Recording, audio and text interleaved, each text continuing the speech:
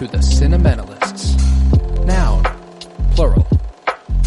Definition, those whose love for movies runs so deep, they can't help but do a podcast about them. Hosted by Colton Robertson and Joseph George.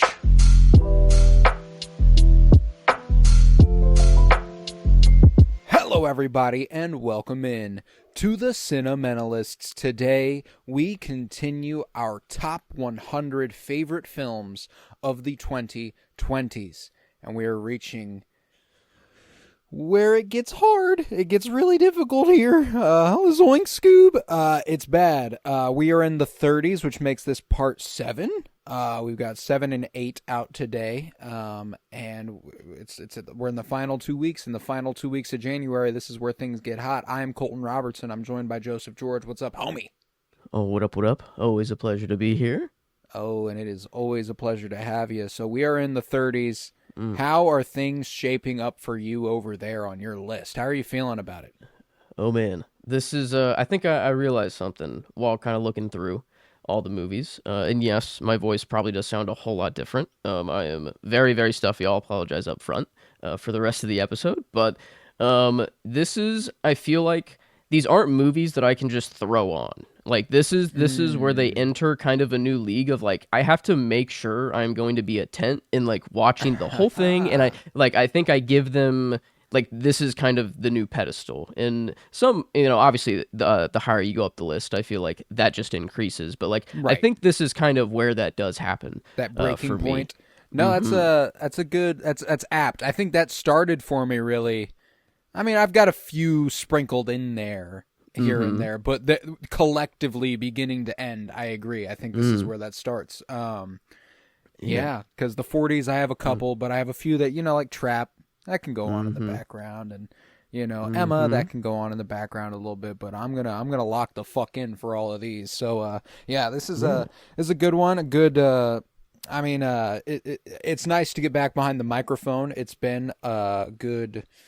I mean, what's it been? Has it been a week? Has it been almost a week? Was it last Wednesday? It's felt like about a month. I won't like. I mean, the last week's been fucking.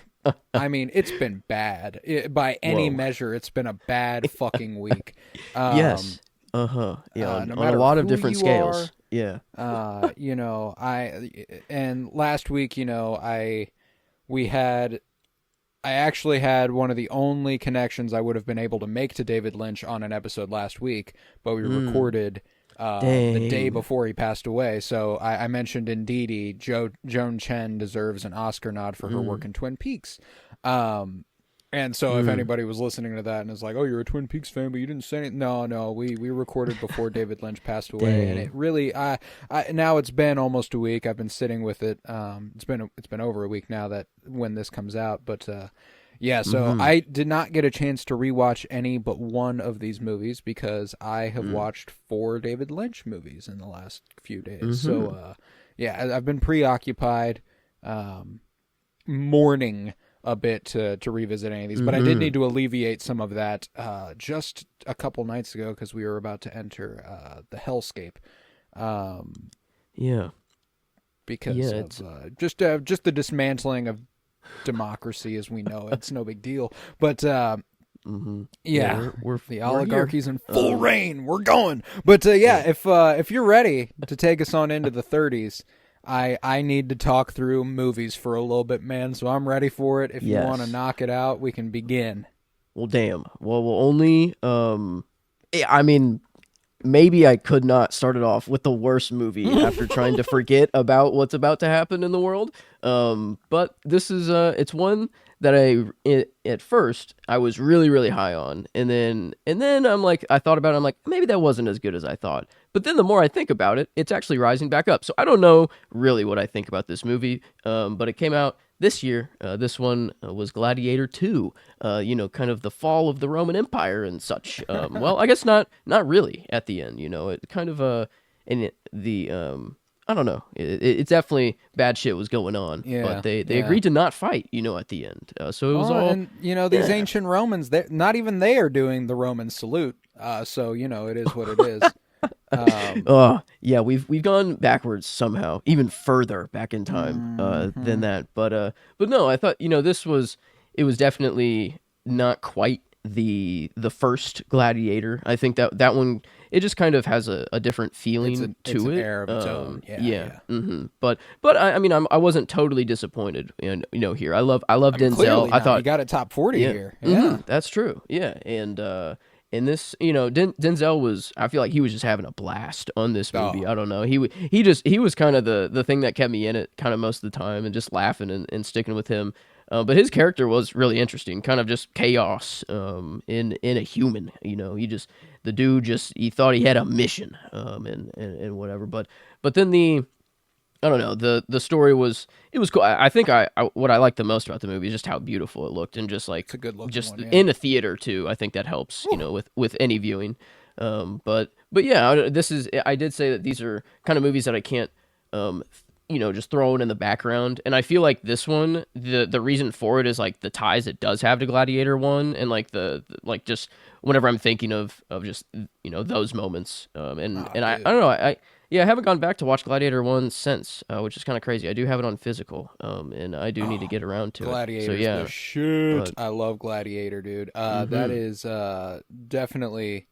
It was one of those ones that I was super excited for, and then the reception, it came out and the reception was lukewarm, and just like I mean, pretty much any big blockbuster these days is going to get greeted to lukewarm reception. It feels like there's no resounding like holy shit this rocks, besides like the few and far in between like Oppenheimer and shit like that. But I came out of the theater just kind of like, fuck yeah, dudes rock, like that was kind of that was kind of how I felt when I came out of it. I was like, Paul Mescal, hot. Let's Ravi, the dude he clearly had sexual chemistry with, but they didn't do anything about it. Cool. True. Yep. And there's I really wish that some real world stuff hadn't interfered with the way the movie did unfold, and maybe it did, maybe it didn't. But May Kalamaui, the chick who was in Moon Knight, and she got her own little she was an original superhero in that show. She's in that movie. You might have missed her because all of her scenes are cut. I was gonna say, I'm like, yeah, wait, what? I'm like, did I just completely? She's forget? in the background of like one scene. She's like one of Denzel's wives, I think. But she was originally supposed to be like the lead actress in the movie. What? But she was very vocal about the Israeli-Palestine conflict, and she is Palestinian. So there is a. So that left a bad taste in my mouth about the movie even going in, which was part of it also.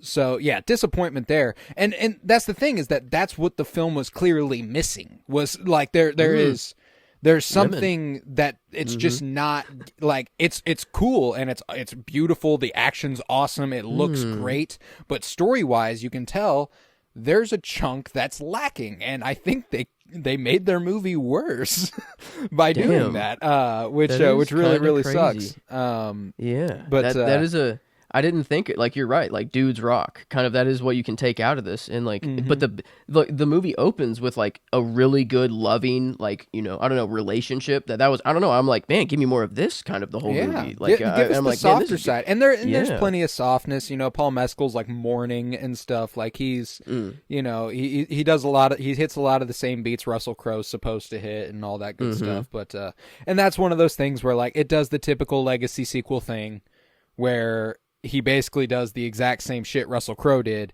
But it's still compelling, like it is still compelling because that story is just that good. So it's kind of like, like Ridley Scott, I'm a big Ridley Scott fan. So like getting to go to the theater, sit down and watch one of his movies, which are always going to be visually grand. Like you had Napoleon earlier, another great example of a similar issue I had where I just felt like there's something missing, and maybe the director's cut will give me that. I still need to watch it, but visually, that's never going to miss the mark when you're in a Ridley Scott movie, because man, you're right about Gladiator 2 looking beautiful. Denzel had a great time. Joseph Quinn, nobody needs to prove himself to like a nobody like me, but he proved himself to me. Like I knew he was good in Stranger Things and stuff. I knew he was fun.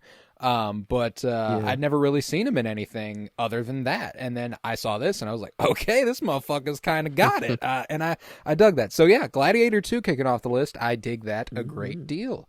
My 39 is one you've already listed. And it's one I really, really, really wanted to get back around to. But like you said, these are the movies that you can't just throw on. I need to give my undivided attention for 2.5 hours on this one, which can be a lot to ask, especially if I'm not really feeling it. I'm just like, I want to watch a movie, maybe something fun. It's not going to be Anatomy of a Fall, you know. This is that's where I have Anatomy of a Fall at 39. I've only watched it once. It's probably one of the only. I might only have like 3 or 4 movies left that I've watched one time on the rest of this list. You know what I'm saying? Like, and for it to be top 40 off of one watch, it's kind of wild, you know, which does give me a lot of faith that it would rise if I did give it another viewing.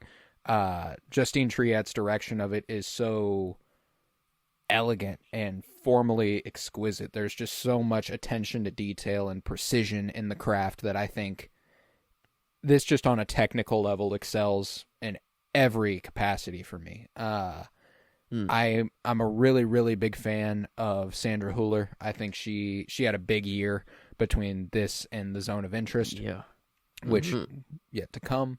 Yeah, she's an incredible actress. I look forward to everything she's doing, and just the emotions she was able to channel, the ambiguity she's able to charge you with, like the moral quandary this leaves you with, where like you get to decide whether or not she did it.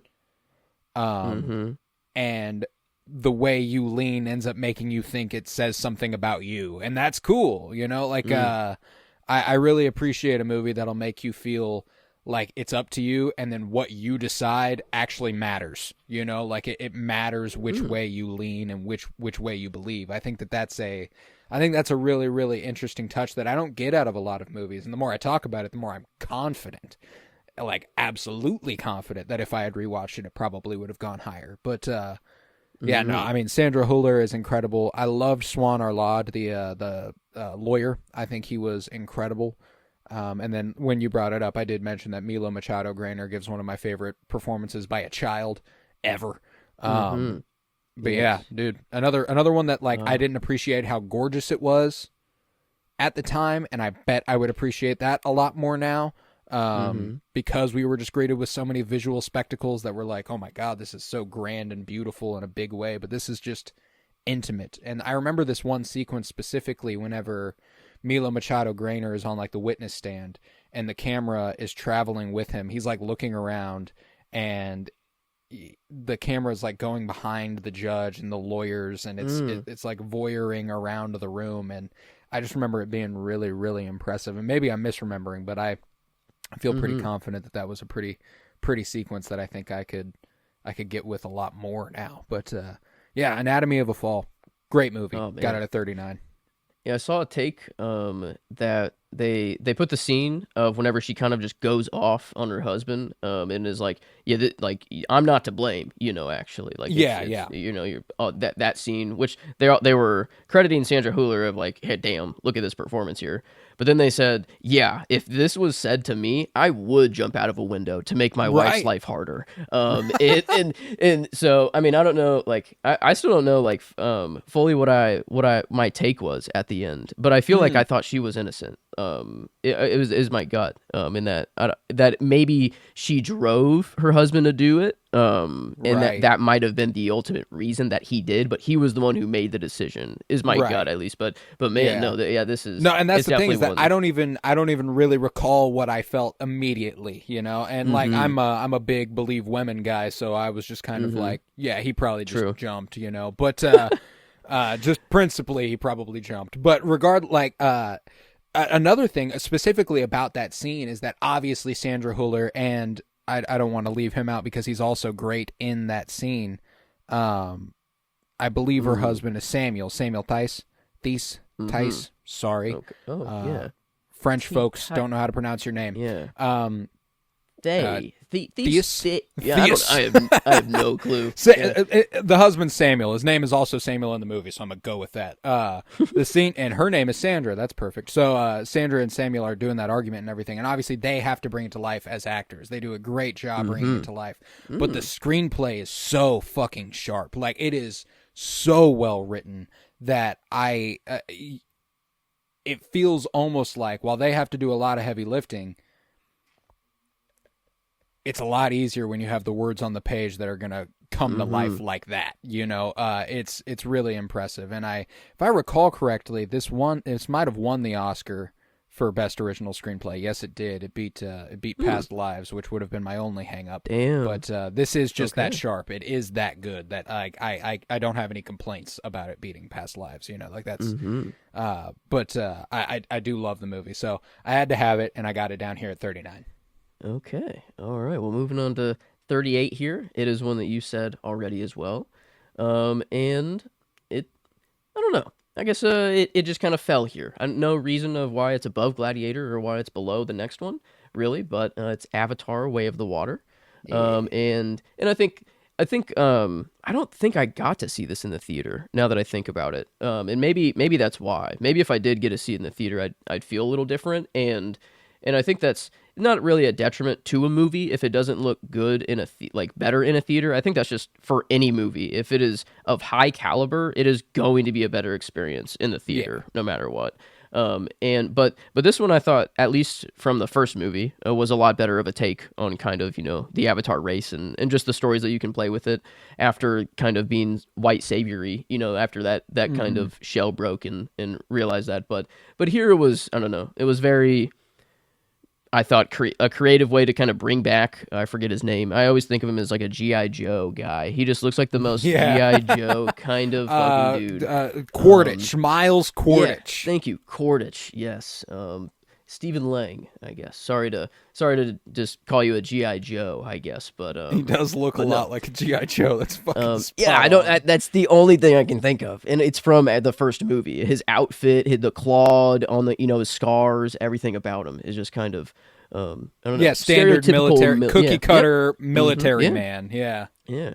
But to kind of, I thought that was not the coolest part of the movie, but like a creative way to kind of bring back the same villain and be like, oh, well, he doesn't remember how he died, and then he gets to remember, he sees how he died and like crushes his own. I don't know. I thought that was pretty sick. It is, and that's one of those things that I think really. I do need to rewatch that movie real bad, and again, just 3 hours and some change. It's just a lot to ask, so I'm not going to do it on any given day. But the way that character evolves, and it is Miles, but it isn't Miles. Yeah. He feels a loyalty to Miles because that's who gave him consciousness. It's like his father, essentially. But does he have to be the same? And like by the end of the movie, you feel like that character is exploring that a little bit, and I really appreciate that. And that's just like the antagonist side of the story, but like exactly. And then I love the best part of the movie that I love is like the poaching, or like whenever they start like go killing the whales, or like harvesting their brain fluid. Goodness, yeah, and like because I don't know what that fluid did, but it was like it was even more valuable than the thing they were mining initially or something like that. Yeah, it was so. So I don't know. I thought that was like a perfect. It's not just a mineral in the ground. I think it still works that you're destroying the earth and everything like that, but like. The scene I remember was like a mother and a like son, or I don't know, like just a whale, the whales. I don't know, a mother and daughter or son, whatever whale, and I think they killed the son, if I'm right. Like I don't know, but they saw their dead parent or son. I forget which one died, but like, and then the eyeball. Like I remember looking, like it was like the shot of the whale's eye. And I was just like, oh my God. I'm like, holy shit. I'm like devastated over this whale poaching. And I thought it gave like the unobtainium kind of like a new life. I feel like it was like I don't know, it's the tangible in a live thing, which. Right. Well, and they do, and James Cameron's always been pretty, pro environment, and I mean, who's not pro environment, but there's certainly people who are pro destroying the environment, and that's fucked up. But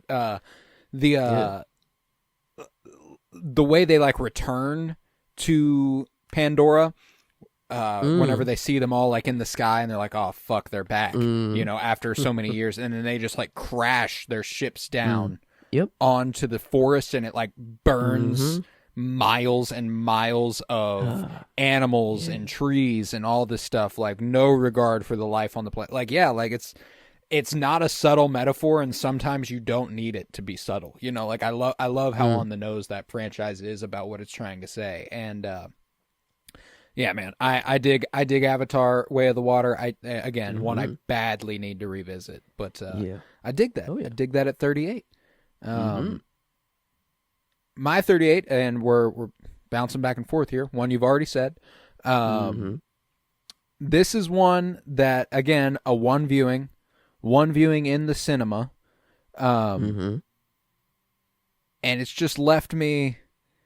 I think of it more and more fondly, but I just cannot elevate it higher than where it's at. Okay. This is where I have Megalopolis. Here it is. Okay. Directed by Francis Ford Coppola. This is a confounding picture. Excruciatingly naive in its hopes, but it's so earnest that you admire it, like the spirit it possesses. It's really, really hopeful, and we need hope. And I really, really love, the visual language of this movie is fucking astounding. There's shots in this that don't feel like they should have been possible. Like, I still don't really understand what's happening. What my favorite shot, I actually have it as my letterbox banner, is whenever like the meteor is falling on the city and you see like the shadows of people on buildings, like screaming and stuff. Like, God, that's gorgeous. I fucking love that image. Adam Driver is brilliant. Fuck what everybody says. Natalie Emanuel has a excruciatingly tough job in this movie, because she is the closest thing we have to an entry point in something that is so impenetrable that she has to be the normal person in a really unreal setting, and therein it feels like her character suffers for it. So she does everything she can, and I admire that. Giancarlo Esposito's great. We have Aubrey Plaza as a character named Wow Platinum. Let's fucking go. She fits right in. Yeah, I don't know. She's just perfect. Just outstanding. Lawrence Fishburne narrates. Jason Schwartzman is straight out of a Wes Anderson movie in it. It's. I really, really admire what was done here. I don't really. My Letterboxd review, I think I literally started by saying, this isn't brilliant. It's by no means visionary, but it's goddamn provocative. You got to respect the effort. You got like the idea. I don't know. The like, vision. There's something there. It's just, there you go. Vision. That's a lot it's better. It's chaotically indulgent. It's grand as all fuck. It's almost indecipherable. And if you just surrender to its current, it demands constant engagement. Like, you are locked the fuck in for the whole ride, regardless of whether or not you want to be. And I think that that's interesting, So, like, I find the movie fascinating more than I do good. That's there's something to be said for that, So I've got it at 38. I want to rewatch it real bad, but I just haven't had the chance. But 38 Megalopolis. Okay, definitely in that tier of, you have to pay attention if you do put it on, but not necessarily because you want to, because if you don't, then you're even more lost. You're lost. What experience have no is fucking that? Clue what's going on. Man. It's just chaos. It's just chaos, man. Okay. I do like it though. I do like the way it makes me feel. Not too far off. I had mine at 42, so like I know it's pretty close, a lot lower relatively, I think, for like your list. Yeah, the comparison. Yeah, but man, okay. It off the first viewing, it was a lot higher, and then like I thought about it, I'm like, okay, no way, I can say that it's better than Avatar: Way of the Water, or yeah, like so. I don't know. There are some certain movies that I don't know, couldn't do. I mean, I just put it above Anatomy of a Fall, which feels awful, but it's we're here. I literally have it right above Anatomy of a Fall too. That was my 43. That's weird. That's actually real. Why we both were just like, you know what, a little bit better than Anatomy of a Fall, you know. But I mean, hey, that's what it movie makes you feel. It's weird. It just gets you. It's weird. I don't know how to describe it. But yeah, what was your 41 out of curiosity? Guardians of the Galaxy Volume 3. So okay, yeah, well that was at like 90 for me. So we're the streak's done. It's dead, but we're good. We're good. Yes. But okay, yeah, there we go. Megalopolis. A complete opposite. This is more very, very close. I don't know, just very real story here, down to earth. A one viewing. I haven't gone back to it, but I don't think I really need to either, which is kind of a weird thing. But it's Nomadland that came out in 2020. Good old Chloe Zhao, and Frances McDormand. You know, I feel one of the goats.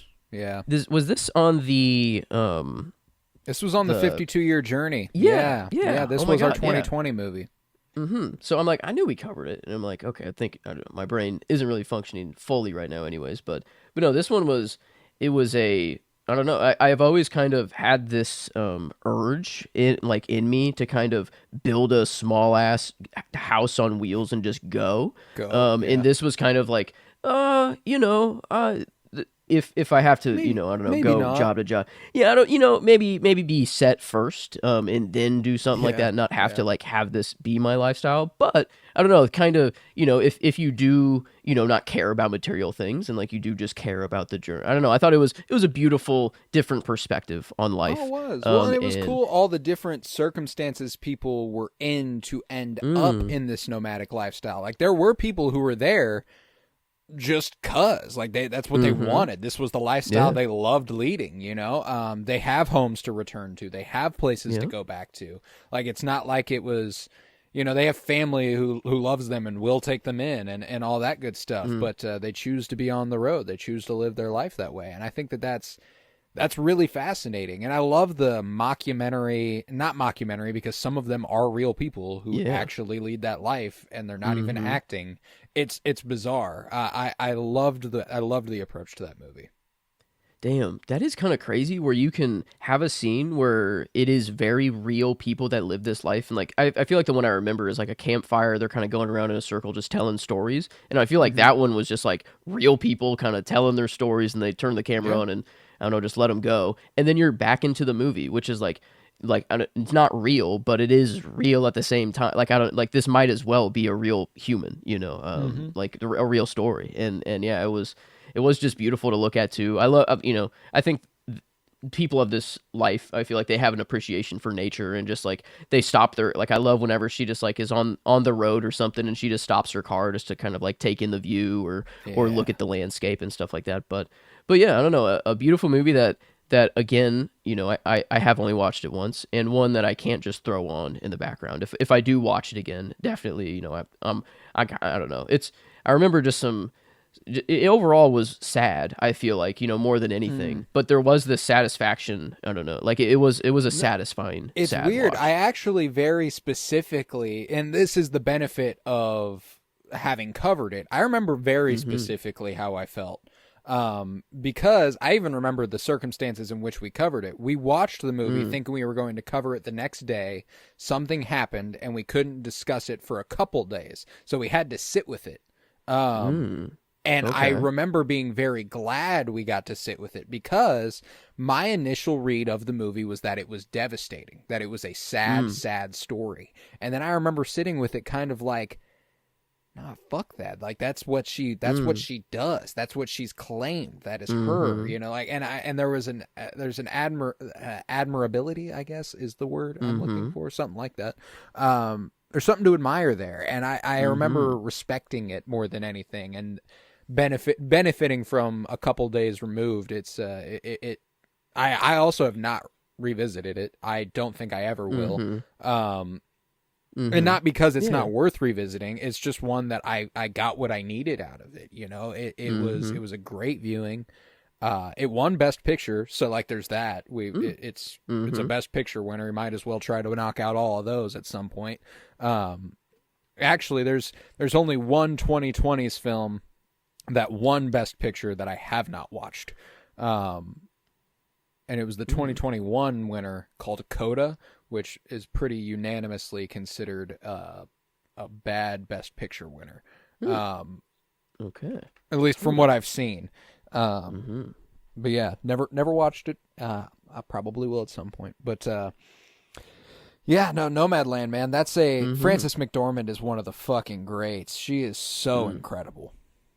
Yeah, she, I don't know, kind of taking the movie on her shoulders here. I mean, it is. I mean, it's her the whole time. Like, I mean, we do not get off of her. And yeah, she perfectly just fit in. Like, I don't know, with these people. I don't know if I'm not trying to like say that she is I don't know, that she is one of these people or whatever. She's got a lot of money. She's got probably very nice houses and all the things. But no, I don't know. She was able to act her ass off and I remember right one of the behind the scenes stories was that like someone like talked to her for a little bit and asked her how long she'd been doing this, like living on their own. She's like, "Oh, I'm actually I'm an actor. We're making a fictional movie." Dang, yeah, that's man. Yeah, how long have you been part of the lifestyle? Oh, yeah, like I'm she's actually a so millionaire. Immersive that she actually like she did live like this for as long as they filmed the movie. You know, she didn't travel with the equipment and everything. She traveled in her little fucking car and she did that shit. Yeah. So like, I respect the method to it. But hell yeah. Yeah, all right. There you go. I've got one here that I'm confident you have, but I don't remember if you've said it or not. Okay. This is where I have at 37, The Killer. Okay, I have not said it yet. Okay. I couldn't remember. I feel like I must have thought of it at some point or compared it to something. But yeah, David Fincher, Michael Fassbender, and a great little supporting cast with Tilda Swinton and Charles Parnell. I really, really love this movie, man. Like, I remember watching it the first time because we did the David Fincher spotlight in anticipation of it. I remember watching it the first time being like, yeah, that was cool. And then like the next day I was like, I'm going to watch that again. And I was like, oh man, yeah, this is great. What's missing? So the next day I went back and I watched it again. And that's, so like there's something magnetic about it that I was, I'm drawn to. And those are still the only 3 times I've watched this movie. But there's something to be said for the fact that I watched it 3 times in 3 days, you know? It is, I mean, gorgeous to look at. The photography by Eric Messerschmidt is some of the best of the 20s for my money. I think it is one of the best looking movies of the decade. Michael Fassbender turns in a great performance that is just so surprisingly funny. Just one of those things where if you don't know it's supposed to be funny, you won't think it's funny. And then the second you realize it's supposed to be funny, it's fucking hysterical. You know? Oh, fuck. I love everything about it, dude. And there's not a lot I can compare it to, really. It's a very singular movie about a hitman who fucked up. And it is so fun to watch, man. Some of the most incredible action sequences. The fight in the house where he shoves a fucking table leg up a dude's ass. Incredible. There's the dog chasing him out of the house and all that good stuff. Like, it's just, there's an electricity to it. There's a travelogue thing going on. He travels from place to place, and the narration's great, and all of it, dude. I'm a big fan of The Killer. It might be my favorite Fincher. Yeah, man, I dig it. I dig it a great deal. So The Killer at 37. It will be coming up in this episode, actually. I mean, Tilda Swinton. Yeah. Tilda Swinton, baby. I love that whole scene. That scene. Oh my God. Yeah, that's one conversation. That's it. I mean, that is, she came in for one scene and one scene only, and she leaves her mark. I don't know. You remember Tilda Swinton in this movie, which is, I don't know, that is kind of nuts. And but man, yeah, I had the same viewings. Like I remember I watched it only twice when I'm looking at my activity. But I remember I watched it the first time and I was like, wait a minute, like I don't know, like I did like it, but then whenever you were like, wait, this is actually kind of funny, and like wait, like this is the first time he's ever fucked up, and now we're just watching him just kind of Spiral. scramble, yeah, and his whole world has gotten kind of thrown upside down. But it kind of, I don't know, it changed the movie completely, which I don't know, I ended up loving it. I guess we'll get back to it later in this episode, actually. So I mean, hell yeah, we can even spread some more love. But okay, I think this one, yes, I think you've already said it. 36, and this is a guy, oh my god, one that I think, yeah, I only have watched it once, and this one I do need to rewatch, one that definitely needs the attention to be paid, and that's The Green Knight, 2021. Good old Dev Patel, man. This I just I don't know, this man, anything he's in, I'm probably gonna like it. Like even Chappie, Chappie's not the greatest movie in the world, but man, now I watched it and I liked it because I was the young audience that it was going for at first, whenever it first came out, and then now I like it just because like Dev Patel's in it, and I can watch a younger and Dev he's good. Patel. Yeah, I mean, and it's got Sigourney Weaver and Hugh Jackman, and like it's fun. It's fun. Yeah, It is what it but, is. No, but yeah. The Green Knight. Oh, now good we're in shit. Yeah, we're in a different league. Yeah, we're in a different league definitely than Chappie. I just visually, I mean, it was like you can take a screenshot of pretty much any moment in this movie and it just looks like a fantasy wallpaper. And I love when a movie can do that.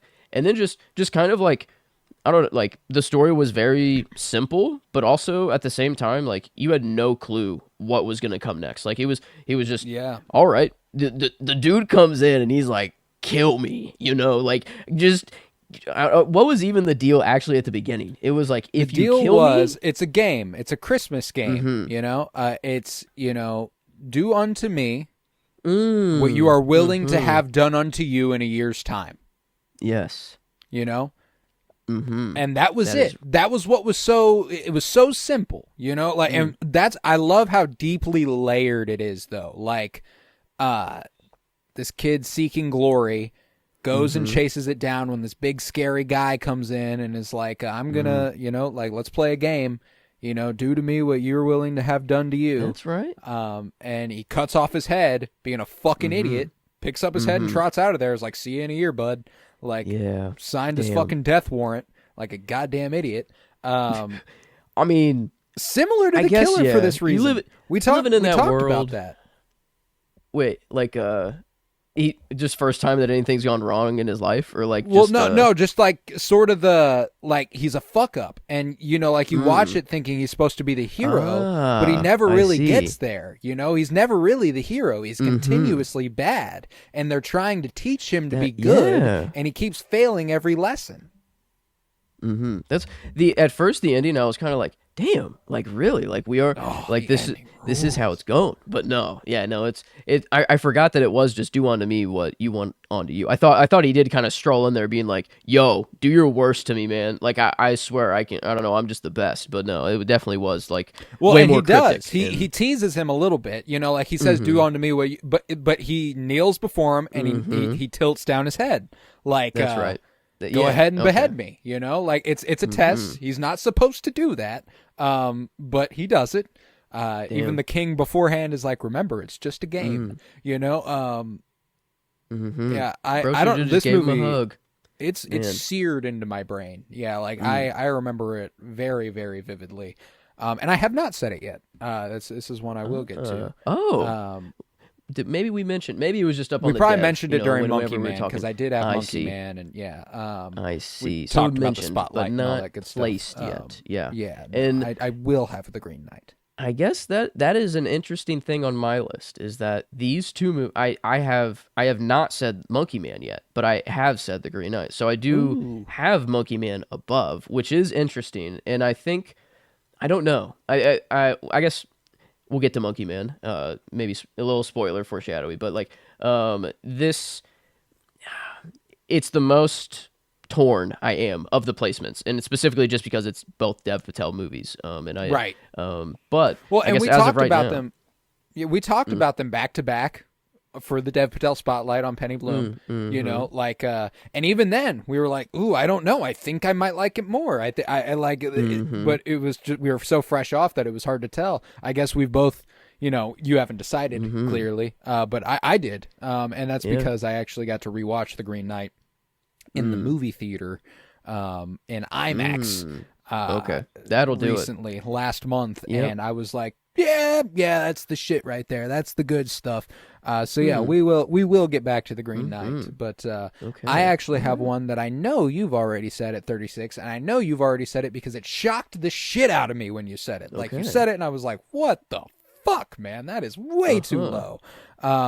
This is where I have RRR, directed by S. Rajamouli. Yeah. And just low relatively, you know, like I was like, holy shit, what do you mean you have it that low? I thought for sure it would be higher for you.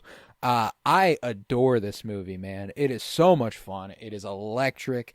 The action is unbelievable. Like, it is just 3 hours of nonstop badassery, and then hard hitting moments, like whenever my boy Beam is tied up getting whipped and he is singing and he's not going to his knees, like, god damn, what a fucking G.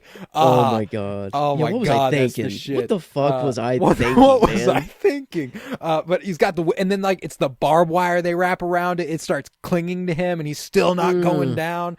Beam is the shit, dude. Oh my god. Yeah, dude. I love this movie. I do. I think it is it's one of the coolest, like, you know, buddy comedies ever too. Like, that obviously, like, it's a lot more than a buddy comedy, but like the relationship and friendship formed between Beam and Ram is just so good. And like it's so epic that I still don't think I know exactly how long of a time it spans, but it feels like fucking years, dude. It feels like this movie is forever wrapped up in 3 hours. And I just have such a great time with it. The VFX are incredible. It looks great. The action's electric. The performances are exceedingly good. It's romantic and it's sweet. It has a lot of heart. It understands what's good and what's bad. And I love that. So RRR, I mean, I think it's a great deal of fun.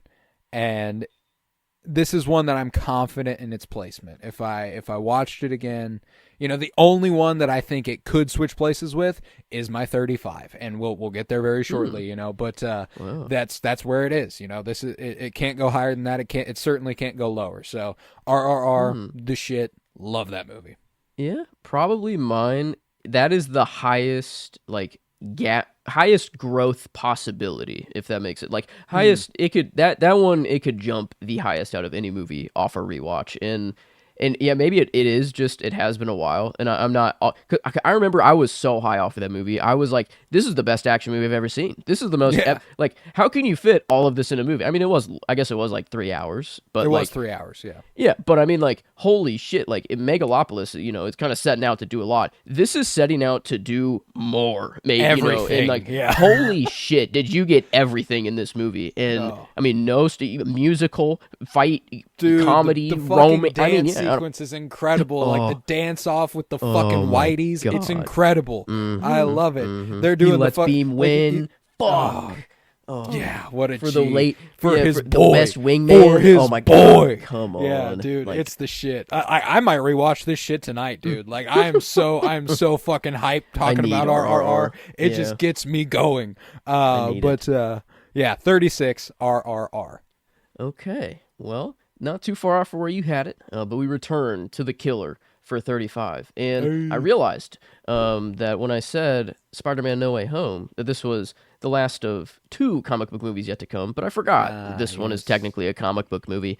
So I was wrong there, but not traditional comic book in the sense of, not one of the big 2 when you think about it. But no, it was, I don't know. I remember, like, the philosophy, or kind of the morality, of his mindset at first is kind of, I have no empathy. I am just a killer. I'm just doing what I do for the money, blah, blah, blah. Mm. And then kind of the whole rest of the movie, it's like, no, you're not operating under those things at all anymore. Like you are, like, I don't know, it's weird that he like, he just slowly becomes more human. And it's like, you would think, I mean, maybe he was human before he decided to go down this line, and obviously he became the monster he is. But now we're kind of seeing like the opposite end of like Right. a person who The is already, unraveling.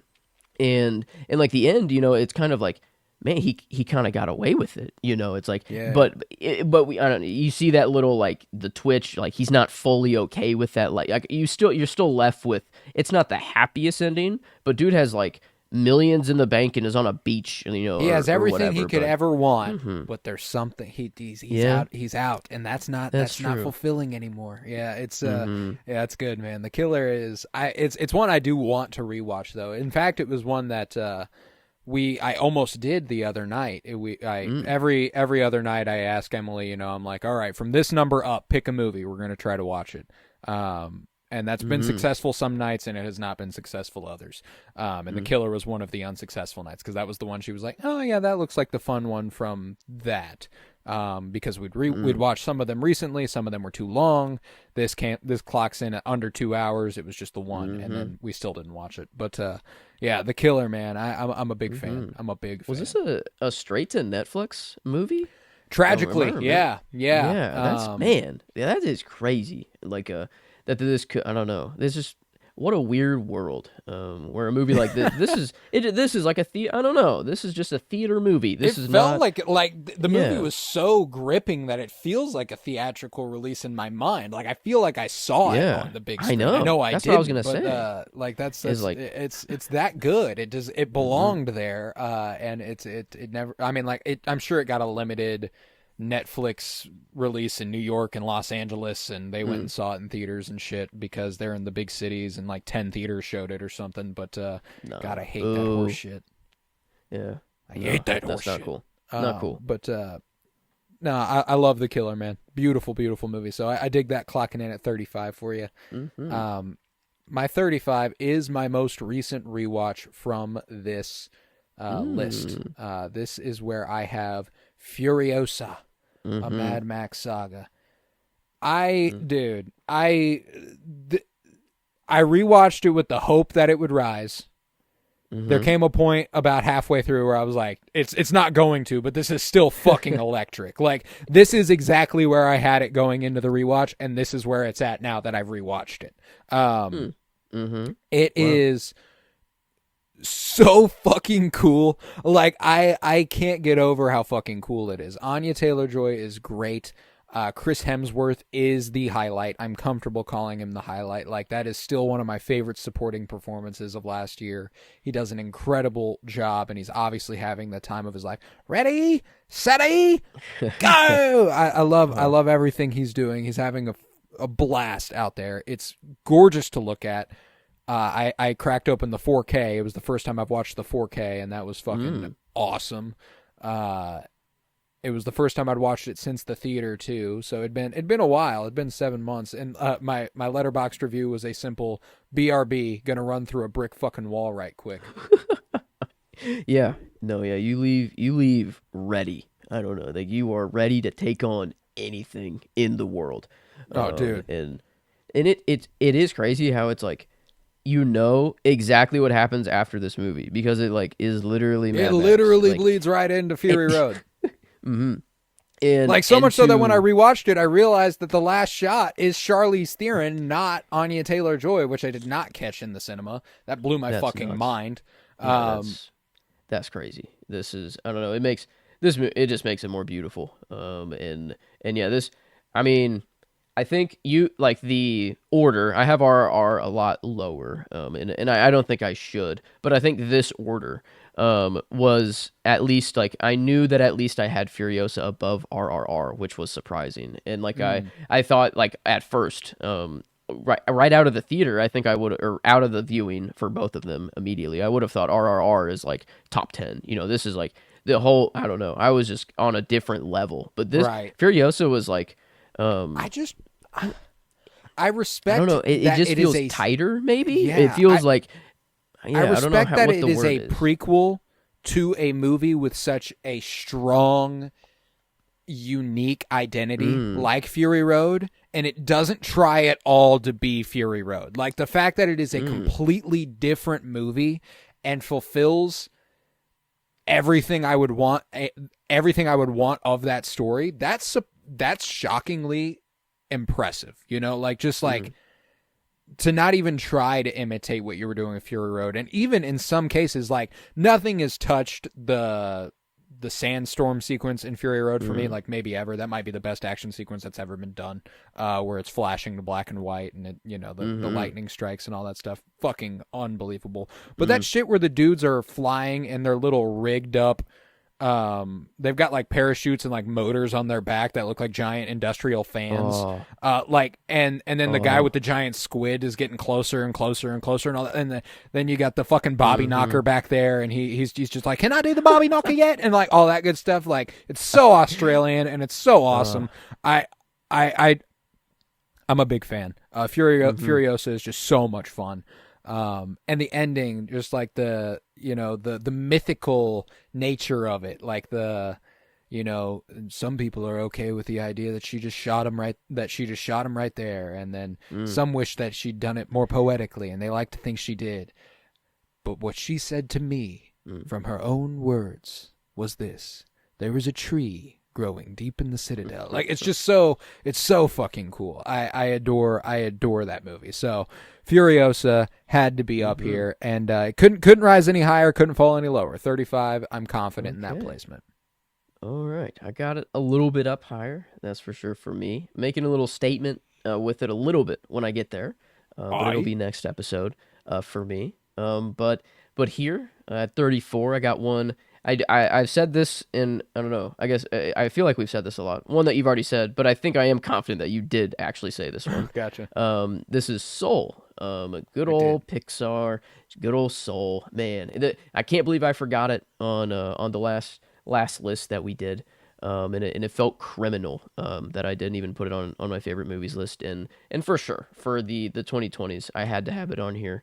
And one again, it felt like this is the recurring thought that came back to me of like, man, yeah, like maybe the reason I haven't rewatched it is because I know I need to be locked in for this, and I know I can't just treat it as like I'll throw on Soul or I'll throw on Nomadland. Yeah, I don't know. It's just not a thought that I don't know. I have to put the time out for this one, and it's just out of the Pixar movies. I think this might be two for me all time Pixar wise. So Wally's kind of my tried and true. I'll Mm-hmm. never leave Wally. I'm a Wally truther till the day I die. Toy Story comes close just for the nostalgia Yeah. and everything. But Soul, Toy man, Story as far as 2. like That's my this, shit.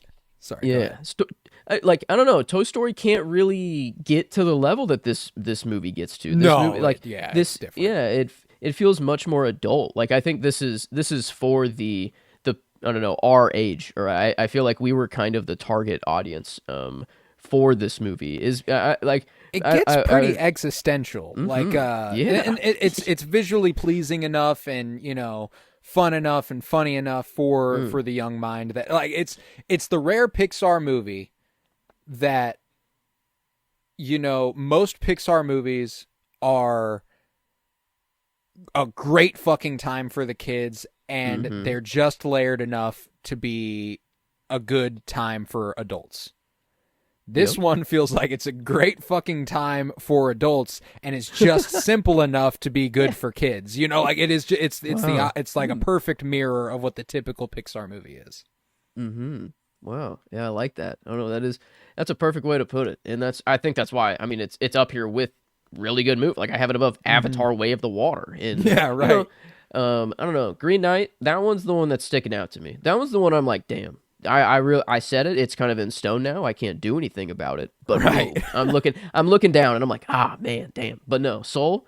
I at least I don't know. It's close. I love Soul every time. I don't know when they get in the oh no, what do they call it? Not the zone. Just Well, Flow state? No. the flow It's state, maybe yeah. different for everybody. Maybe they don't have a name for it specifically. Well, Actually. yeah, they say like what happens when you get into the zone. Mm-hmm. This is where you go. So I think I think they do call it flow state actually, Okay. but Yeah, I love me some flow state. I don't know. I. I don't know. I love whenever you're just like you're grinding and you enter a flow state and then like you mhm. come out of it and you're just like no, and you can't do anything to get back into it because then you're thinking too hard. I don't know. It is Yeah, just something it's that is meditative. yeah. But man, yeah, I don't know. I got one that I desperately do need to rewatch. And I know that I'll love it just as much as I do. But one that probably couldn't climb a whole lot higher. Like the movies I do have above, like I don't know. This is definitely in a different caliber. So, but for right now, it's chilling right here at 34 for me. All right. All right, I like it. My 34. Mm-hmm. Now this is tough. I have a tough time with the order here. Mm. But like the rest of the episode, I have a tough time with the order here. I feel like they could go any spot and I'd be okay with it. Mm-hmm. My 34 is where I have Poor Things. Directed by Mm-hmm. Yorgos Lanthimos, starring Emma Stone. This is one that I am blown away by visually. I think it is just Mm. a gorgeous movie to look at. And we're coming up on a year since I last watched it, which is definitely the largest gap for the last 5 of these movies. So I do think Mm-hmm. there is something to be said there. There's a decent chance if I rewatch this one, it would shoot even beyond the rest that I have in this episode. But I know that Emma Stone is incredible. The direction is wonderful. I love the art direction. It is just beautifully done, production design wise and cinematography wise. Just everything is. I mean, costume design, makeup, and hairstyling. Everything about it is gorgeous. Mm. And it's so inventive and exciting and unique and fun and dark and sad and fulfilling. It's everything. And I think that I desperately want to rewatch it as soon as possible. And I love it. So Poor Things had to be up here, Mm-hmm. comfortably higher than everything I've had below it. Oh yeah. And Yes. not so comfortably lower than the things I have above it. That's how I'll put it, because I think it could easily rise. But yeah, this is where it's at today in the living Mm-hmm. document at 34. And just outside this episode for me. And I don't know. I guess I'll maybe save the juice for then. But no, yeah, that's I don't know one that a lot of these like surprisingly I'm looking at them now like they are one time viewings for me. Whenever you Mm-hmm. said like for you like it's like it'd be very surprising for a movie to get up here with being only a one time viewing. But I'm like I'm looking at mine. I'm like damn. Yep. One. I don't know. Kind of it's kind of more I guess more common for me, which I guess makes I don't know. You did get a lot more in. I'm jealous of the movies that you got in. That's for Mm. sure. Like I wish I could download the movie knowledge, but I don't know. That's part of you got to experience them. I don't know. You Okay. Well, can't I do that. counted it out, including the 2 I said earlier. Mm-hmm. In my top 40, I have 10 one-time viewings. So it is a fourth of them. There are plenty one-time viewings. Um, Now, I really, really want to make it back around to some of them Mm-hmm. before they come up. But yeah, that the 2 I said earlier are the last 2 of this episode, Megalopolis and Anatomy of a Fall. But Mm-hmm. yeah, the rest of these I have seen more than once. Uh, I think all of them twice, actually. No, my next one I've seen several more times than that. So Mm-hmm. yeah. But yeah, Poor Things at 34. Okay. All right. Well, me, I have yours was Furiosa, kind of the most recent viewing. This one is my most recent viewing, and it did exactly the same thing. It just kind of stayed exactly where it was. And this is James Gunn's Suicide Squad in 2021. And the actual last comic book movie before we get to the comic book movie that I thought I had, Right. but I still had it above The Killer, I guess. So it is in top 2 territory. But no, this one I remembered that I I didn't love it as much as I do think I do now. Like I'm becoming much more of a James Gunn fan recently, and I was surprised that I'm like, oh wait, like this is. I thought that this movie was gonna drop. If anything, I thought I was like inflating it a little too high, or like I don't know, I wasn't gonna feel the same way. But no, I watched it. I was, I'm kind of in the dumps, getting out of the flu, and like like I watched the Hunger Games, I guess, and I feel like I kind of feel bad for the Hunger Games movies because of just how bad I was feeling while watching them. But this was kind of the first one where I'm like, oh, dude, I'm just having a blast the whole time. Like I don't know, I was just in it. He just does groups so well. I can't get over like how every single character in the movie has something. Like you can go, I don't know. I think that is maybe his formula. Is just like, well, the more characters I have, then the more I can interconnect them and more I can just give, their origin story and make you care about them and I don't know. I feel like it works for him. The more people he has, and he just knows how to make them work well together. And I love the beginning of the movie kind of leading you astray of like, oh, is this really the squad we're gonna be sticking with like for the whole movie? Because I'm trying to think if I did see this in the theater or not. I feel like I did. I feel like I actually went out to see this in the theater, but I can't remember for sure. But the only reason I think I did is because I think whenever I was in there, I'm like, wait, is this actually the cast? Like, I'm like, I thought I was coming in for a way different movie. Whenever you have Pete Davidson and I don't know, just all those other people that were in the first, just literal Suicide Squad to be the distraction for them. And then that's just the opening for the movie. And I love all of the, anytime there's text on the screen, it's always like into the world somehow. Like, I think it says like, 2 weeks earlier, and it's Idris Elba like wiping it off of the prison toilet that they're in, and like all of blood splatters that make things. But I mean, it's just this movie has so many different little parts to it. Every little character has their moment to shine. Harley for sure shines like crazy. She's just off on her own completely and just doing fun. I love how like she gives no fucks. I just absolutely nothing bad could ever happen to her. Like there's so many. The flower power sequence is so fucking dope too. Oh my god, yeah, you are the only one fit to carry my javelin, and and then I feel like his dying breath, he lets out carry it for, and he slaps, she literally slaps him in the face, like, what the fuck do you want me to carry it for? Fucking asshole. Yeah.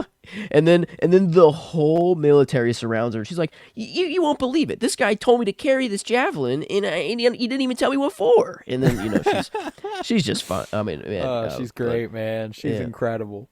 Mm-hmm. But I don't know. In every other Bloodsport, I love me some Idris Elba. And his like suit. I don't know. I love the kind. It reminds me of like Eternal Tech a little bit of like just kind of how it all I don't know. Eternal Tech doesn't really unfold this way. But like it was the closest thing I could think of. I don't know. I feel like I got a little bit of that nanotech sort of thing going on. I don't know why. There's like something else that's bugging me that it feels very similar to somebody else, and I think it's in the comic book vein. But the closest I could get was the Eternals, and it just didn't. It didn't feel totally like the right, way their shit like grows over them. It doesn't I get what you're saying. Mm-hmm. It's the best I can come up with on the spot here too. But I mean, like obviously Iron Man did some shit with nanotech, but like very fair. I don't know. It's a little different.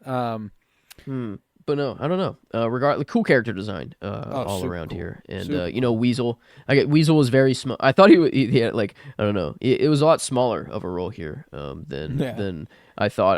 I'm liking him just. Weasel knew how to swim. Yeah, the dude dies at the very beginning, or at least you think he does. You think? Yeah, it's a post-credit thing where he gets out of the water and he's like, yeah. They said that he killed 27 children in the movie. And like, is that because I remember like, was it like 7 children in the show? Like, I think they like lowered, I don't know. I didn't remember 27. But that's what, I think Rick Flag is just, he comes and he's like, we don't know much about him, but he killed 27 people or children. So, we know we're dealing with the fucking monster. But, yeah, no one knows. No one knows the poor. It's just freaky to look at, man. That's all. My God. That's his only crime. Is that he's disgusting to look at. I will say he does work a lot better in animation. Grotesque. I mean, like, don't get me wrong. I've got a lot of empathy for him. he's gone through it for somebody who who definitely didn't kill anybody. Yeah. But goddamn, is he hard to look at? That is a nasty fucking animal guy. Yeah, he's not very nightmare fuel. That is for sure. He almost drowned in that movie, and I was like, fucking thank God he's not in this. You know? Yeah. I was like, I don't want to. I don't want to look at that all fucking movie. Yep. No, but now we care. Now we know. Now I love the guy. Bring him back. I need more Weasel. Give me a Weasel movie. Give me a Weasel solo. I don't know. That would be nuts. I feel like it might be coming. It could be cooking up in this DC. Probably not. I don't think we'll see the day. I don't know. I don't put it past James Gunn. I won't. But I won't doubt the man. But yeah. Nah, I love the Suicide Squad, man. It's a fun fucking movie, and it's heartwarming, and yeah, it's everything you expect of James Gunn at this point, and probably what we should expect going forward more so, which is great because I love it. Yeah, but good one. My 33 is one that you have already said, and it's one that you've already said this very episode. This is where I have The Green Knight, directed by David Lowery. I adore this thing, man. We talked about it quite a bit. I don't really have much more to add. Dev Patel's incredible. I love Alicia Vikander. She's great. Joel Edgerton's great.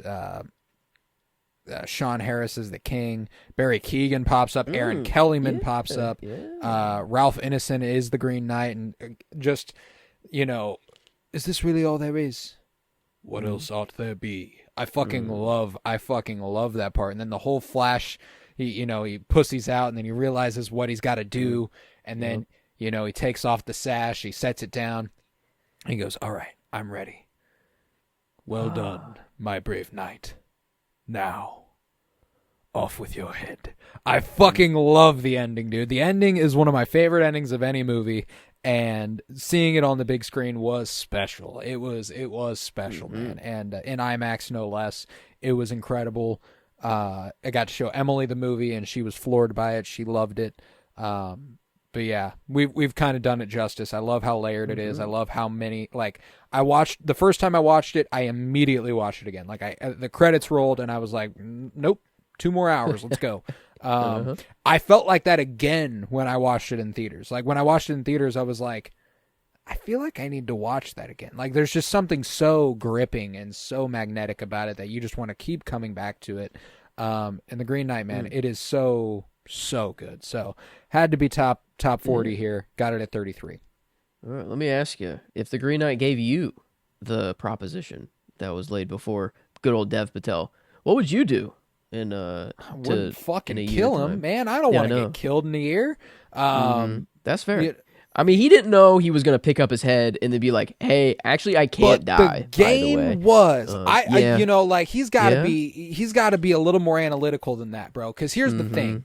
That's true. This is not some fucking guy.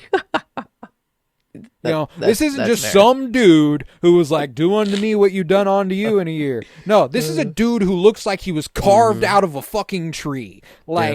I'm not assuming bro operates within the same limitations as we do. That's fair. I do have to deal a blow with a weapon. I'm gonna give him a little slice on the arm, just like a little cut, like barely a nick, bro. Slice was an exaggeration. I just want to have boop. That's it. That's right. He did have to land a blow. I guess he did have to land a blow. Yes. He did have to do something. But he did not have to cut off his fucking head. That is... Damn, what if he just started roasting him? He was just like, you, I don't know, just verbally landed a old blow, tree motherfucker. Yeah, it's, just, I don't know, but, old Shel Silverstein looking ass, you the giving tree. That sort of vibe. Man, but you're right, that he wasn't just a dude that strolled up in there. If it was just some guy, I mean, even, it might be harder to cut off his head at that point, but at least then I would feel a little bit more secure in the fact that I wouldn't be dying in a year. You know what I'm saying? That's true. Yeah. And it's not even like he was like, do this or else I kill everybody in this room. It was just do this. Yeah. Dang. That's Wow. That's he really why just it's sort wanted of his like moment. a fable, man. Yeah. That's why it's elevated. It's not just a normal, like, that's why, like, you know, me doing this is, it's completely pointless because it's supposed to teach you that lesson. He was never supposed to cut off his head. Like, that is the point of the movie, is that he shouldn't have done that because it's not honorable. And then everything he does after that, he keeps proving that he's not honorable, and he does that until he learns what honor is. And I think that is, and what is honorable is realizing he did what he did and he must face it. You know, like that's the shit. So I love it. The Green Knight rocks. And I feel weird about it being here, but that's how I'm gonna feel the rest of the way. I feel weird about it being here. You know, like it's all of them are too low. Until we get to the top 3, all of them are too low. That's how I feel about it. But yeah, 33. Okay. All right. 32 here. We'll take a little break from Dev, I guess. But we'll get back to him, though, this episode. But this is where I have Glass Onion by Ryan Johnson. Good old sequel, not really, you know, kind of. I love that it doesn't even have, you know, you don't need to watch the first movie at all. Like these are just movies that they can keep pumping out until time runs out. I don't know, just let's keep doing them. And I will say I do think I like the first one more than Glass Onion. But it was still, I don't know, this formula just works. Let's get together a ensemble cast and let them go. And I guess the only constant, let's have Daniel Craig as Benoit Blanc because you have to. I don't know, you got to have Benoit Blanc.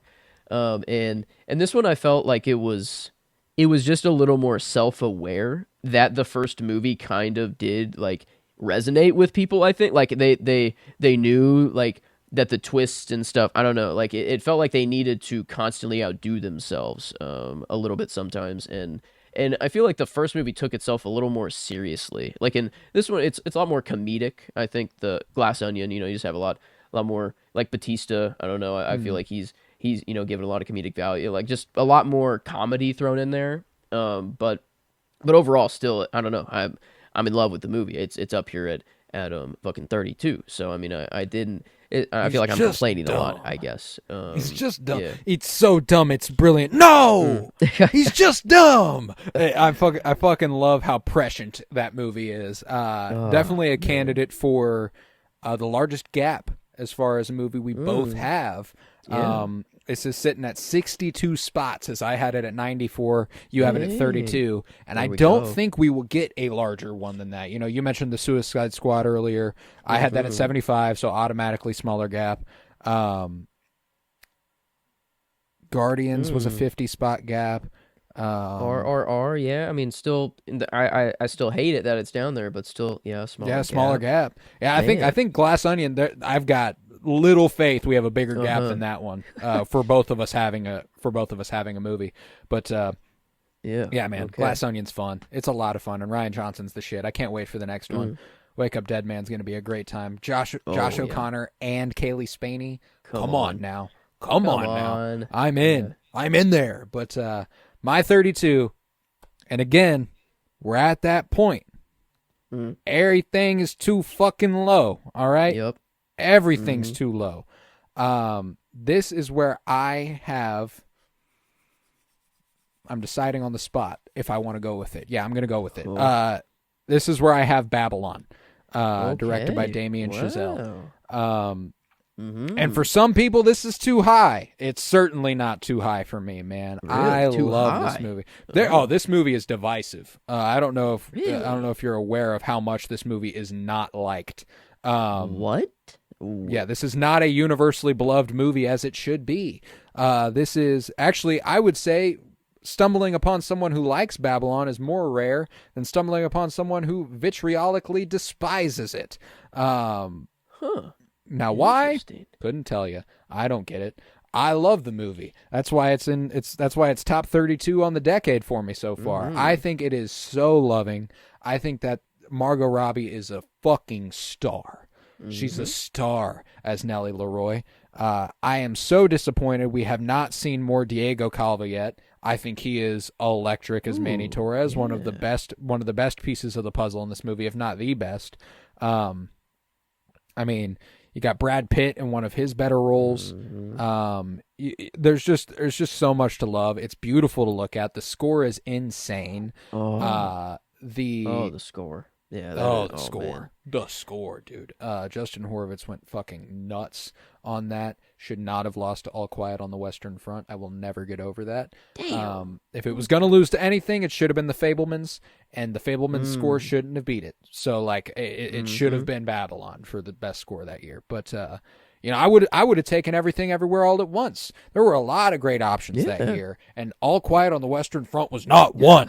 But regardless, Babylon, it rocks, man. I think that it's just got such a great energy.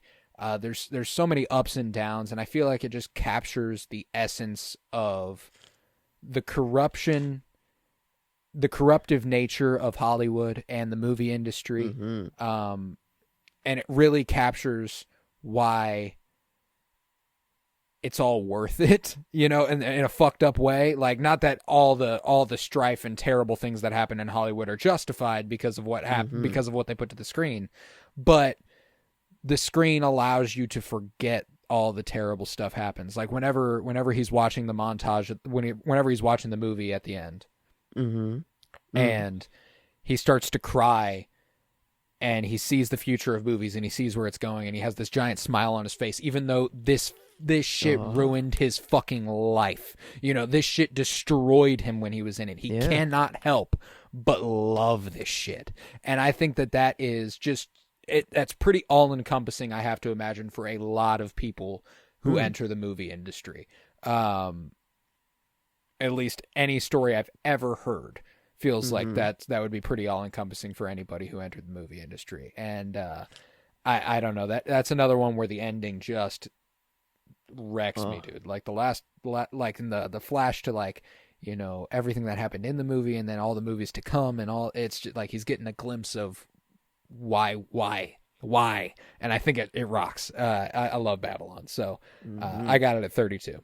Yeah, I got it a little higher, that's for sure, for me. I'm a lover. I don't know, I love this movie. I did not know it was so divisive. I guess I watched it a lot later, I think, than most people, so maybe I was just devoid of all of that. But no, I have the list of all the movies that pop up there at the end, and trying to get through them, a little checklist. Oh, try to knock them out. That's right. I think I've only gotten through like maybe 7. I think. I mean, it's a lot of movies. There's a lot of movies. Yeah, there's say just total number 51, I guess, on this list.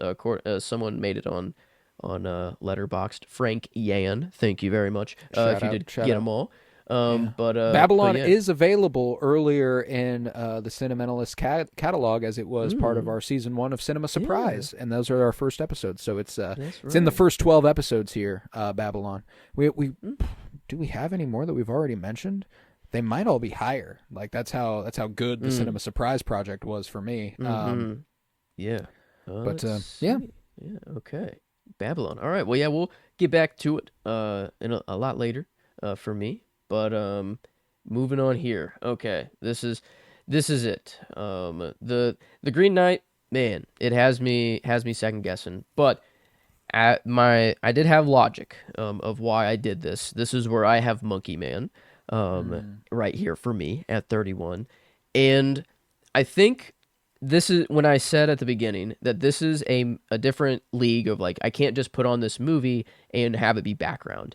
This one it's kind of I think it has another thing to it. It's like, I can't just put it on the background, but also I feel wrong putting it on at home.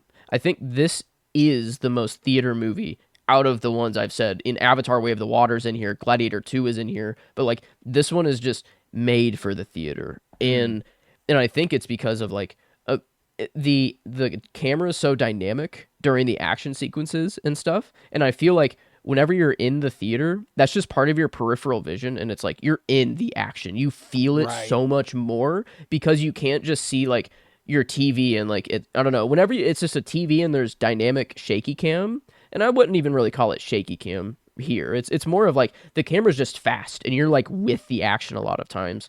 And I feel like whenever you're just like on a smaller TV, you see the whole TV and the wall behind you, and if you're not in the movie completely, like I feel like that's just lost a little bit.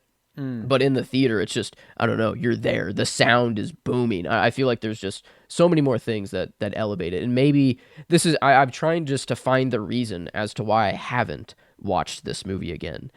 Because I remember, The like, best this I was, can come up with. yeah. And I think it's like, I don't want to do the disservice. I don't know. I loved it so much. I want to, like, encapsulate that. I want to just keep that forever. And I feel like now, with the conflict of the movie dealing with a whole different country, and then now, I don't know, things are just hitting closer to home the more and more as we go on through life, and maybe it won't look like other countries soon enough. Sad, I don't know, like just any movie with a revolutionary spirit is just hitting a little harder. And I think upon a rewatch is it. It's very, I don't know. The Green Knight, that's the only one that I still feel very weird because it is Dev Patel, and like I feel like if I do just compare those two movies, I think The Green Knight's just made better. But like as far as just Monkey I Man don't know. resonates, man. Like there is like that shit made me fucking cry when we went and saw it. Like that, and a lot more than I thought I would. Like I thought I was in for a kick-ass action flick, and it certainly is that. But it's a lot more too. The kill where he bites the knife and puts it in a dude's throat. Oh my god! What the fuck? I love it. Training sequence. Oh my god! Talk about wanting to run through a brick wall. I mean, this was like 36 chamber, a Shaolin with like I don't know. It was just there was so many different things just kind of going on here, and I was just like, oh my god! Like this Rocky in there. Yeah, Creed. And yeah, we we did a whole spotlight on the guy. I mean, everything was. I mean, the momentum. I mean, it was large for this movie. It was a lot of excitement going into it. But yeah, I don't know. One that I do feel bad that I haven't rewatched, but also at the same time, it's like I don't know. I would like to watch it. This in a is one where again. It's like the one viewing is the one viewing because it was the pinnacle viewing. Like I don't want to. You're right. Like I don't want to touch that. That was the best, and that's that. I love that.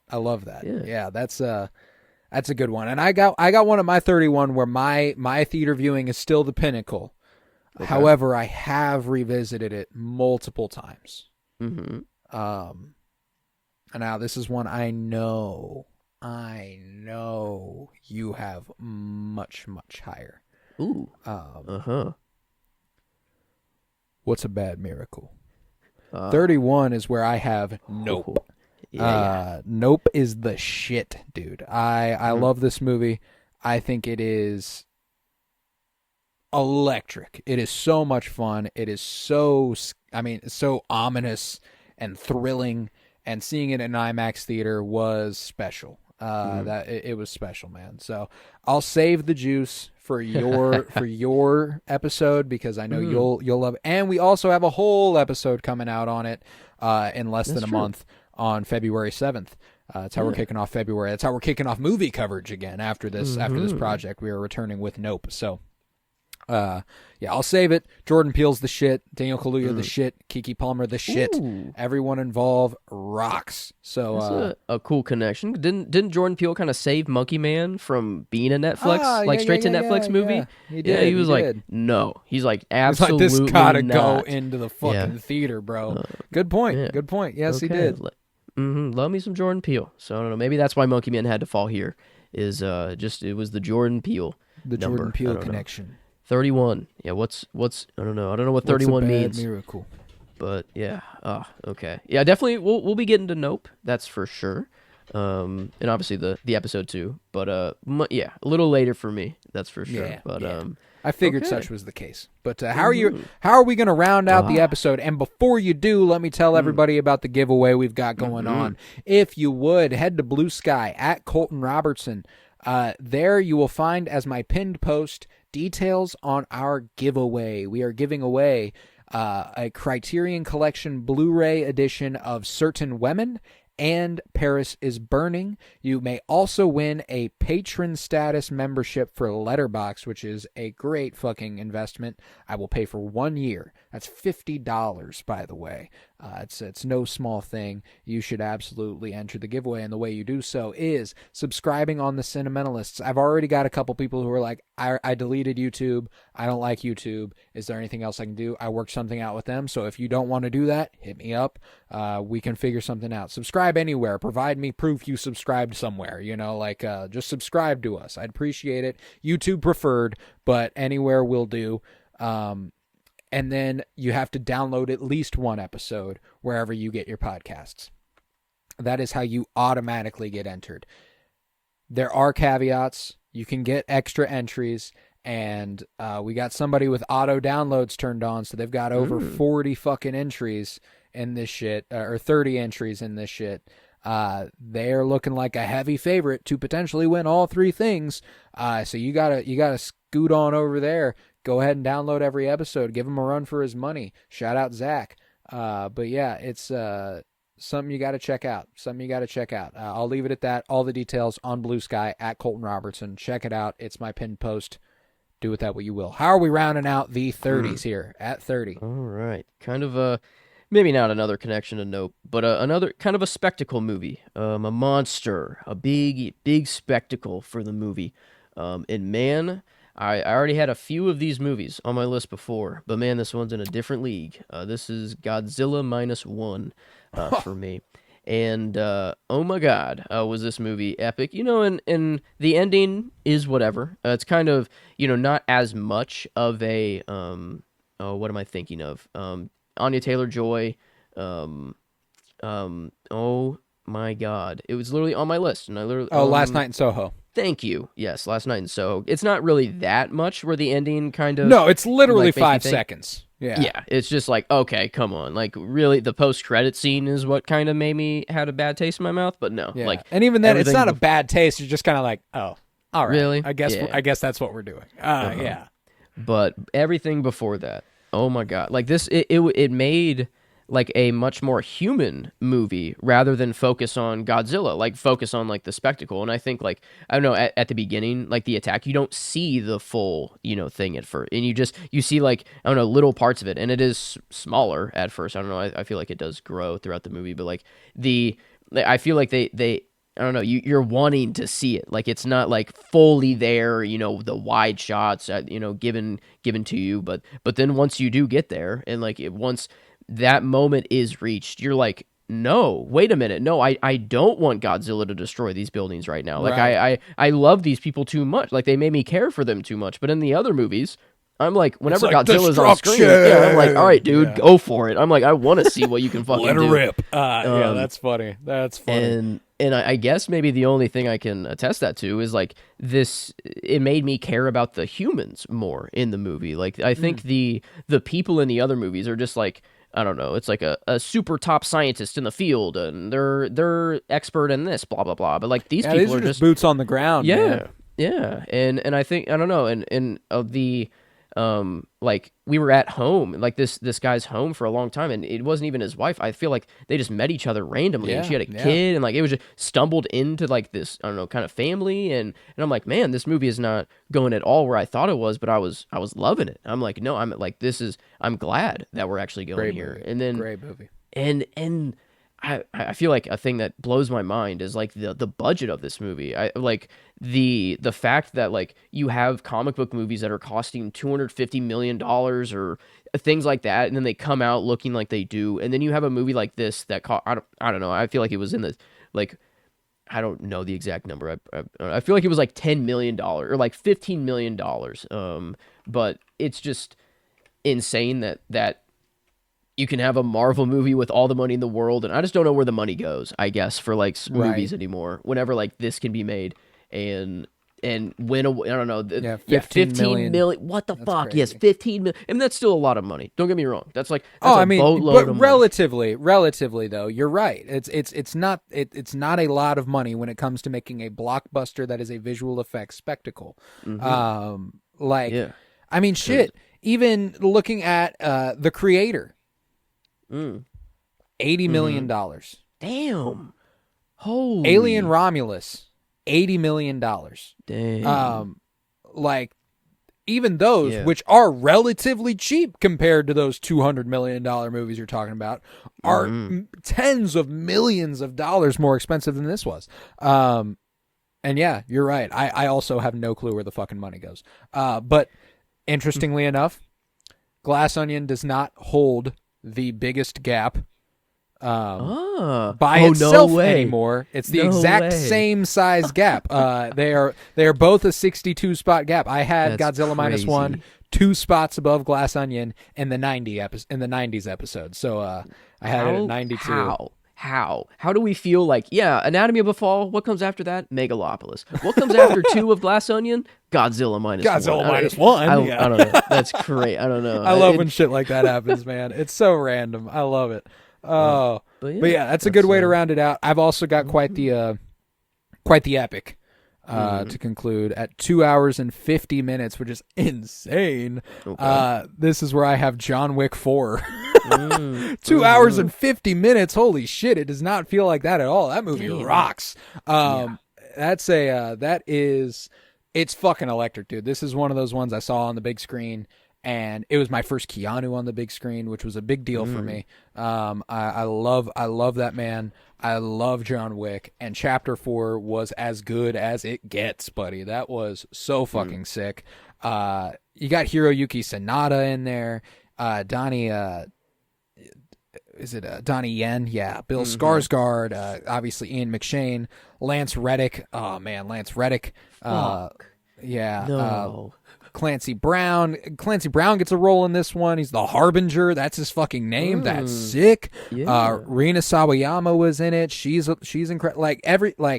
It's just such a large cast of people doing awesome fucking stuff, and I love when that happens. John Wick Chapter 4 is also probably one of the best looking action movies of all time. Like, it is a gorgeous, gorgeous movie to look at. Chad Stahelski. If Chad Stahelski and Keanu Reeves aren't doing a John Wick movie, I don't really want it, you know? Luckily, Ballerina is going to slide. Yeah. The one coming out this summer because Keanu is going to be in it, and they are marketing it like that. Like, John Wick is a part of this movie. I'll take it. I will take it. But it's got like a really fucked up title too. It's like, what's the official title of that? Let's see. From the World of John Wick, Ballerina. That's the official fucking title. From the World of John Wick? Yeah, that's... Yeah. Huh. Yeah. But it's going to have Anna de Armas, Angelica Houston, Lance Reddick, Keanu Reeves, Norman Reedus. All right. I'll take it. I'll take it. Man, the one I didn't know, like, I was very late into the John Wick game. That's for sure. And the stairs, I knew of the meme. I knew. I mean, yes, I just knew of them. France as a whole, the fact that like everything done in France is fucking incredible, dude. The duel, where they go to set up the duel, like everything is so fucking cool. And I mean, the whole action sequence around the Arc de Triomphe, like everything there, like the cars and all that, like what a fucking awesome movie. The sequence in Japan with the Zen Garden action sequence, like what the fuck, dude? It's just balls to the wall. What if we made one of the best and coolest looking action movies of all time? Send it. And I love that. So wait a minute. I've got, what's How up? many spots above RRR did you have John Wick for? Did we do it?